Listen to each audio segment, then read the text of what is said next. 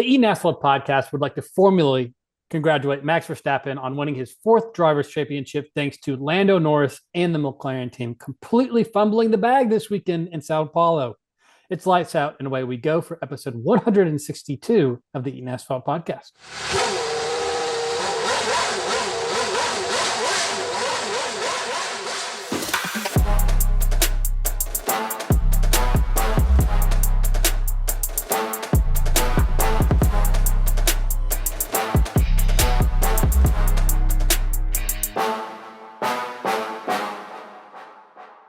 Yeah, Ian. Yeah. Thought it was going to be a close thing coming to the finish line. Going in Saturday looked great for you guys. Started Sunday. And I mean, on both directions, you guys looking great. Max, I mean, you tie both hands behind his back and still not what we wanted to see on Sunday afternoon. No, I think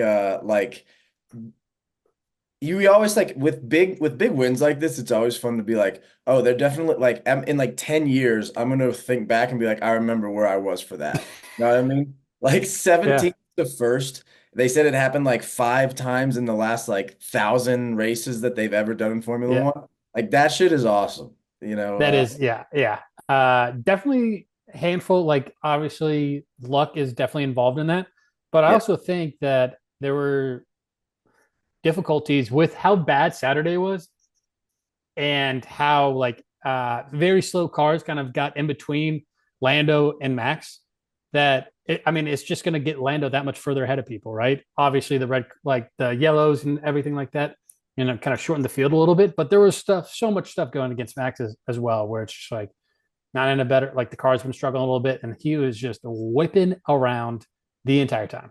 like nine out of the, I mean, I talk about it in Yes, dude. 9 out of the last like 10 laps Yeah. were all Verstappen. And I think Karun Chandok or someone said like this wasn't about winning for Max. This was like showing that he's still like that guy or something like that. And I was like, yeah, dude, that's what it felt like. We were just like, hey, I know I'm better than you guys. Here's how much better than you guys I am. And just like, gap the rest of the field in this was wildly wet weekend. It was such a like That's so much. crazy.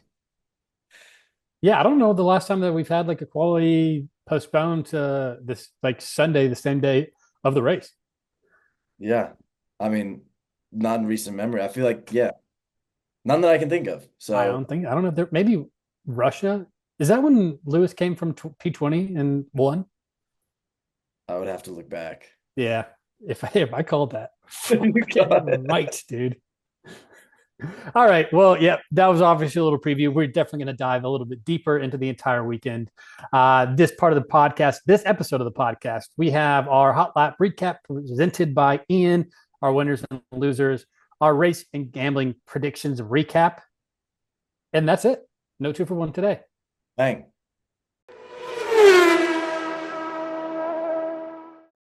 Hot lap recap for the Sao Paulo Grand Prix. Some news pre-race weekend was that Kevin Magnussen was not going to be racing due to illness. So second illness or second absence, one for being an illness guy and the other for being a psycho madman. McLaren's dominated sprint qualifying, Oscar ahead of Lando. The result of the sprint was Lando ahead of Oscar. Little papaya rules, nothing to see here. Move on. Biggest qualifying shocker was that wasn't just that it was on, Sunday. It was that Lewis Hamilton was out in Q1. Predictable or unpredictable for Hamilton, very predictable for Perez to be out in Q2. But shockingly, Max was also out in Q2. So unfortunate situation there. On top of a five-place grid penalty, he's starting P17. Tough for Max. Seems like he's just not going to have a great weekend. Result of quali made you kind of wipe your eyes and check again because it was Norris, Russell, Sonoda, Ocon, Lawson rounding out the top five. It's like, that is awesome. Nobody had that in all of the bets that ever were. Grand Prix rolled around later that day. It was a complete clusterfuck to start off. Alex Albon couldn't participate because he hit the wall too hard in quali earlier. Lance Stroll couldn't participate because he spun on the formation lap and then beached his car on the gravel and inexplicably right after. So thanks to Stroll, we had an aborted start, but Lando went on from his starting. So like basically just went on from his starting spot when he wasn't supposed to. A little too early, probably just so he doesn't lose out again in turn one. Complete cluster of mishaps. My favorite least favorite mishap was when Lando did end up losing out onto turn one to George Russell this time. Another lap one mistake was that Checo spun on the first lap. Max saw that and kind of went the opposite direction, and instead of spinning like past seven people before lap three, the race action kind of calmed down. The rain picked up. A lot of commentary was like they need to kind of like stop this race. So safety car comes in. Nico Hulkenberg pulls over to the just side of the road for a little pit stop, kind of like needed a rest, a la Anthony Richardson. Caused some people to go into the pit. Some people didn't. Then Colapinto hit the wall, so some people or everybody had to go into the pit, and you could change tires after that. And so yeah, there was just a little bit of a swaparoo at the top. After that, for several laps, there were just so many people going off track. It was Carlos Sainz, Ollie Behrman, Lando twice, Charles Leclerc, all taking some unexpected detours, and all while Max looked like he was the only one on a dry track. Got up to P1, gapped the rest of the field, and yeah, just cemented his win. 62 points clear of the championship. Marco, with this Red Bull win, the gap is 13 from Red Bull to Ferrari. In the constructors, 3 races left on the calendar. If you had to, right now, without thinking about it, just gut instinct, give me your prediction on where the Tifosi finish in the constructors for 2024. You said the gap is 13? 13 from Red Bull to Ferrari. Oh, I see. I see. I still think they finished second. P2. Okay. It Yeah. basically comes down. I mean, it's one against two, Yeah. right? If Even if Max does better than like, hopefully their combined score is better than Max. That's all you can hope for. yeah. Like I'd be disappointed. I would be, yeah, it would be a head scratcher if there's no, I mean, like Perez isn't just gonna be like, I figured it out, you know? I know, but There's not, that's not gonna happen. I could see a world like I mean I like probably not. But what if Checo ended up doing really well, like carried him, we got a podium Okay. finish or something in the next couple of races, carried him from being like, the opposite of like weighing them down to like all of a sudden now you're Okay. finishing well. Do you think he could convince Helmut Marko go back and be like, hey man, I'm really catching steam here? You just, hey, yeah, I'm picking I figured it out. Yeah, this is easy, like no problem. Uh, I mean, if you listen to his interview, it seems like it's a done deal. It seems like he's going to be the second driver next year. So, like, I don't even know why we're even having this conversation. That's true. You're right. It's just silly to think about. It's This crazy. dang media just always just making up stories, and then he was like, "Well, I mean, like Christian and Helmet both said that." He's like, "Lies. He's like, I'm 100% sure here. I'm here, and you guys are making that up." They're like, "Well, okay." yeah, killing it. All right. Well, there's the hot lap recap. Let's move into our winners and losers. All right, winners and losers. My first winner is going to be so. I mean, Alpine's an obvious one here. Best result Mm-hmm. of the season. Half their points came from this race. So P6 to P8 and the constructors are all within 5 points of each other. So like that Okay. seems where the excitement is right now. But like that's so much momentum to go from. I think they said it was a $50 million difference in the prize money. Yep. That's crazy. Yeah. I mean, I I don't think I don't even think the gambling sites, any of the gambling websites, probably even had this as an option. No. It's like, will both Alpine be on the podium?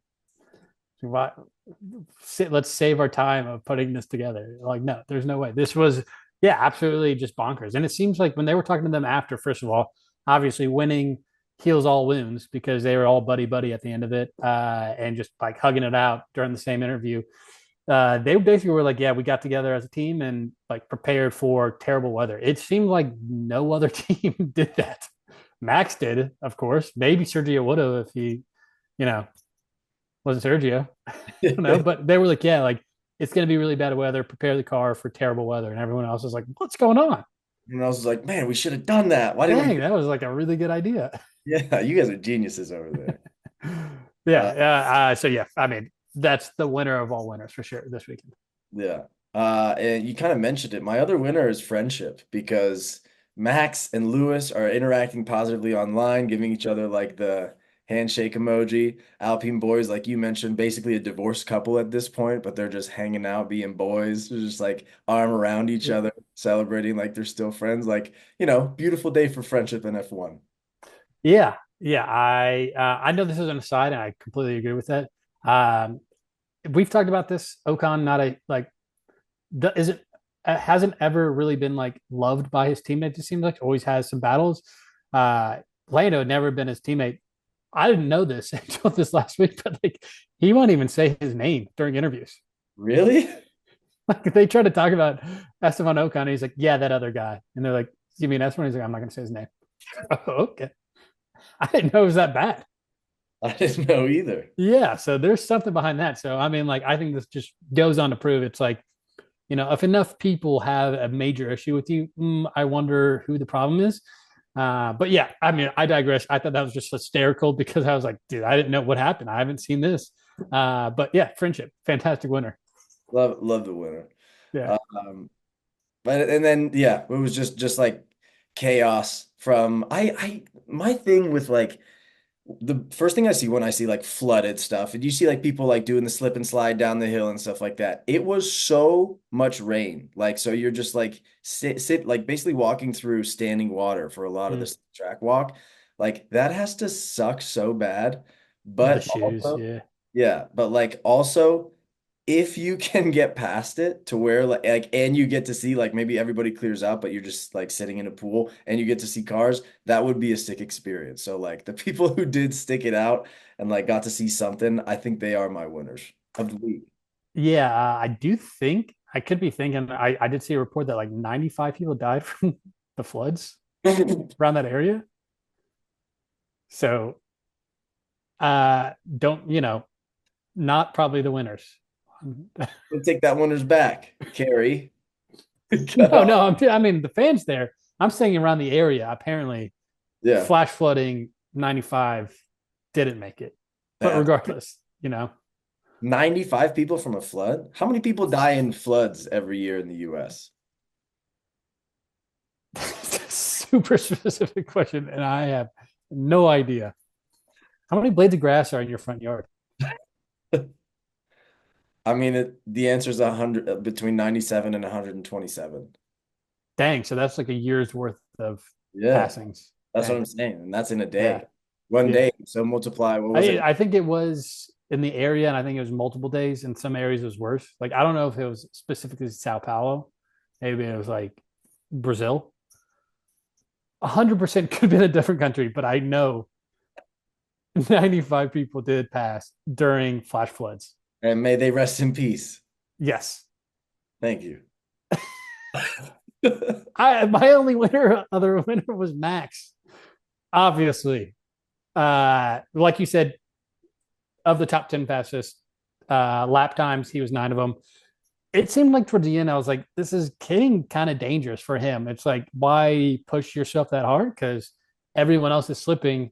All it takes is like one little thing of you pushing it to the limits. But that is why I'm not a 4-time world champion, I guess, because he clearly knew that. But I was like, dude, this is just bound to happen. Where he's going to spin out, things are going to go crazy. It did cross my mind when there were like 5 laps left. I was like, he doesn't have to keep doing this. Like, Yeah, it's just like, yeah. dude, you're And murdering me. if I were on that pit wall, I would be like, hey man, you're Like being just like very selfish. chill, like please be close, like just slow down in the turns. Yeah. Yeah, But he did it, made the yeah, statement. yeah. Also, I will add, I didn't even think about this, but the winner was some of the camera scenes or some of the camera shots where from a driver's or from the overhead, like there was an overhead shot, I think like going down the straight where I was like, this is just a gray screen. You're like, oh, there's a pass going on. Can't see anything, but there apparently is a pass. We're gonna get back to you on what happened. It Yeah. was it was the craziest weather I've seen. Yeah. Yeah. Yeah. At that point, you're just like driving around the lights that are on the gray wall that are in front of you with the, Yeah. like, Yeah. They're just like, yeah, you just gotta trust the cars in front of you isn't breaking down. You can't see anything else. It's like, oh, that's fun. And I'm alive. yeah. Uh, All right, losers. I'm gonna say Lando Norris. Huh. I this was tough. It wasn't hit. The shitty part is it wasn't the like big. The reason he was way behind was because of the like pitting at the wrong time. Hmm.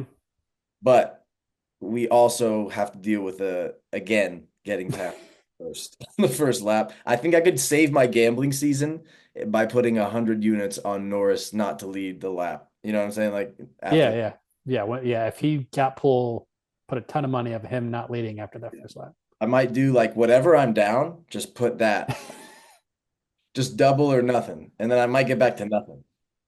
You might, yeah. I mean, I guess there's really no harm on your end. You can do whatever. I guess it's crazy.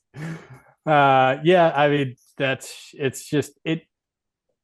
There's always like a part of me where it's like he's such a good driver. He's such a good. There's such a good car that it's just like it's not gonna keep happening, and it Yeah, just keeps happening every time. yeah. This has to be like the thing like you spend like an hour a day just on starts in the sim. You know what I'm saying? Or like this is like you got to see the Yeah. clearer than you're seeing it right now. Yeah, I don't know. I mean, like we even saw. I think it was on Sunday. He had a better reaction time than George, and then George like started passing him on the like second half going into turn one. So like it's not like he was slow. I think his reaction time typically was a little slower than the guys around him. But even when he is quicker, he still can't get the lead. Yeah. Don't Hmm. know. What are you gonna I do? don't know. Not, not my problem. And then the loser, obviously Sergio Perez for the reasons. Mhm. Uh, but I think like it stings extra bad for Sergio going back to the conversation that we had of being like probably like I could make like I can't I'm the one that can make the difference right now, potentially with the Red Bull and Ferrari. And like you got to know that he's like I'm not gonna do that. Like I'm not gonna Yeah. be the difference maker here.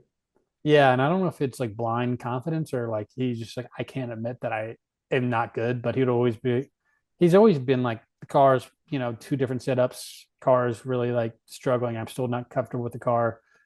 And then like Max last week was like, yeah, we have like the exact same setup, tiny little differences, but it's the same thing. So he never made it seem like he's like this is on me, guys. It's always like geez, like I should be up there with them, but it's out of my control. Yeah. He's like I want to We're be trying good. to find out the guy who did this. We're trying to figure it out. Williams had a bad weekend. Yeah. Yeah, neither driver saw the checkered flag. Alex didn't see the starting line. Um, yeah, and then Colapinto and Ollie Behrman. There's going to be a lot of do you like Argentina and England hate each other? Huh. You know that? So anytime that Franco's in there with anybody who's English, there's going to be jokes like that a lot. And they said it on the broadcast a couple times, and it was just like, hey, don't bring that up. Like, Really? it's like a huge part of the Argentine identity to hate people from England. Huh. Yeah, The more you know. yeah. But anyway, basic, Yeah. basically cemented into P9 right now, and it's just like what a big gap. They have like 17, and I think like P8 is like 44 points right now, and it wasn't like that for them, recently. Like they were a lot closer. So yeah, tough goings. Yeah, not ideal. I agree. I had them as part of it as well. Yeah, like both drivers crashing qualifying. Uh, sucks. I don't know. I don't know what else to say. It's a bummer for them. Like just to see one Albon supposedly is like a top tiered driver. Williams is supposed to be, on the up and up, and then they're P9. Yeah, yeah. It's where they're comfortable, but they're Yikes. a good P9. They're a lot better of a Oh P9. my gosh, dude. If I could rank the top P9s over the last 10 years, this Williams team's got to be number one. This could go head to head with any of the other I P. mean, dude, if we're doing a like tournament of those top P9s, they're number one seed of the P9s. Yeah, we should do that, dude. All the old drivers, all the old cars. Start looking at lap times. Yeah. All right. Any other losers for you? I had a few. So apart with Lando, George, I'm going to throw Charles in there. Strategy, just unfortunate on that. Charles didn't make any sense. No one, even as they were doing it, Ferrari pit him early. They were like, why don't you just have signs test it out first, be the test dummy, see how these tires do or the change, and then you follow him. As they were pitting Charles, they're like, this isn't making sense. Why are they doing this? And then they got him out. They're like, oh, is he just going to try to suffer through a couple laps and hopefully that him pitting early is going to work out? And then immediately it was like, I mean, they should do timed. Like there should be a thing. It's like estimated time here where this comes back on track. And they're like, yeah, he's stuck in traffic. He can't do anything. So that was frustrating. George Lando, George like was very complanatory. That's a word. Don't look it up. Yep. About he's like, God damn it. I told you guys I should have stayed out. So that, yeah, just strategy, unfortunately, for those three. My other one was Haas ended their five race streak of getting in the points this weekend. I think it's because K Mag wasn't driving this weekend. I think gonna realize they're gonna look down at the end of the year and be like, dang, that guy is pretty good. He's the Uh, he's the juice of the team, you know. exactly. It gets the blood going. All he's just too level headed. Don't need that in a Haas, an American bred car. My last one is going to be old men because both Lewis and Fernando had a very difficult weekend all weekend. Both of them complaining the entire time about how bad their back hurts and how bad the track is. Apparently, the track, everyone needs to be fired about how bad that track was. They recently resurfaced it, and everyone said it's terrible. It's worse than ever before. Lewis was like, when is this over? Multiple times. He's like, when is this over? I need to get out. I'm in so much pain all weekend. There was a video of Fernando trying to get out of the car, and he had to get help by three other guys. So, yeah, old men, really bad paved track, don't go well together. And they were like, dude, could you imagine if it was good weather and you're going at like full speed doing this? These guys wouldn't have made it. So they kind of looked out with having to go like 3/4 speed. Yeah. But pretty tough one for the old guys. The Alonso video was really tough. He got like, Dude, I've seen my this is my step like that. grandpa, dude. Yeah. And that does it, yeah, for my losers as well. So that does it for our winners and losers. Let's move on to our race and gambling predictions recap.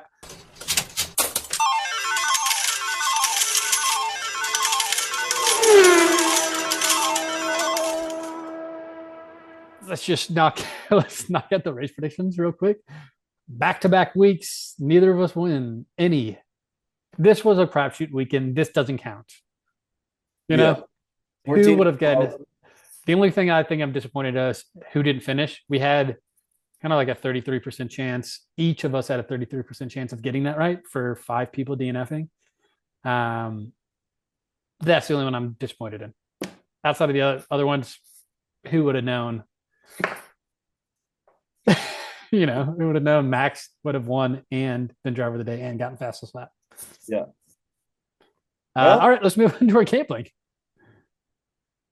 like going into the weekend, I was 19 and 36, down 17 point, I believe it was 83 units, and now I lost all 3 bets. I don't know what to do. I Lando Norris race winner plus 240. What was I thinking there? No safety car in Brazil, dude. Are you serious? Bad rain. We knew the rain was bad. I knew We it knew it was was really bad. idiotic. Between zero point 0.1 and 0.25 seconds for sprint quality plus 240. Like I lost all of them. So down 2.5 units. I think I need to like write down my bets and then like sit for a while and then come back and be like, does any of this make sense to me? Yeah, you need like a critical lens on everything you're doing. Yeah. Cut through the bullshit a little bit.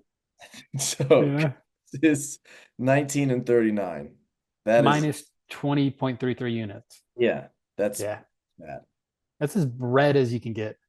TNA or red. I hesitate to say that because we have to gamble We do and have 3 more races to go. I think I'm gonna do a Las Vegas special where I bet 50 units. That's how you beat me. You put 50 units on and you actually hit it. And you're like, dude, I'm way better than you. It's like a minus 150 bet, but I'm like, damn, dude, cleaned up. Free money, baby. All right. Well, my betting has been on fire again. I went 3 for 4 again, back to back weeks. Record is still whatever. I mean, I'm in the plus for a few times, 25 and 30 units though. 8.92 units in the black. So making the people money. Liam over Yuki in the sprint plus 230. I mean, that was just crazy odds. Franco did not pass Albon. That was my one loss in sprint. Will both Red Bull record points in the race? No. Got that plus 200. Max top three, half a unit plus 180 there. So plus made it 4.2 units on the weekend alone. So like literally almost doubled my units. So yeah, I'm seeing clearer than ever before. You were red hot. That was absolutely red hot. Yeah, it was fun. It was fun. I was just seeing the odds. I was like, these are crazy, and I was right. All right.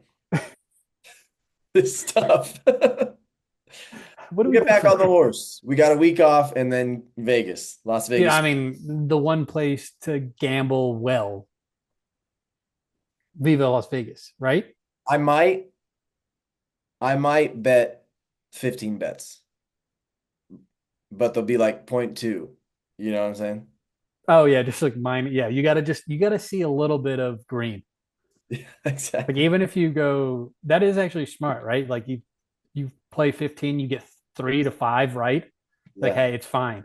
But I'm seeing a little bit of green, and then I'll like build from there. I think you're right. All right. I'll think Yeah, about which 15 bets I want to put down. it's very hard sometimes to find like 4 good bets on a weekend. So good luck. You know what I might do is start parlaying teams not make, like if there's Do you think like how many gamblers, Formula One gamblers are parlaying picks? You know, can't be many. I mean, We're gonna we find out though. Let's gotta see. start What if somewhere. this is something that we just haven't been thinking about? This is Yeah. this is how the podcast takes off. Formula One parlay podcast. This is I what it is. mean, start everything with like you do a couple ones way out, like not even close to missing. Sauber getting points. That's going to be minus 4,000. Yeah, But that builds and builds. You know, double double Aston Martin points. You probably if you did that, you're probably over a 50% clip rate on the season. Maybe hey, let's try it. let's try. Not All right. me. I'm feeling good. You try it. Yes. I like my betting strategy. All right. Anything else? No, no. I mean, next week, last of the Western Hemisphere races on the year. Yeah, We're coming down to it. coming down to it. We'll see you on the other side. So, yeah, so The assholes.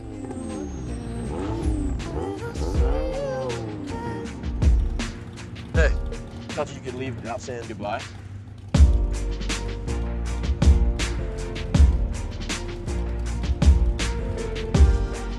I used to say I lived my life a quarter mile at a time.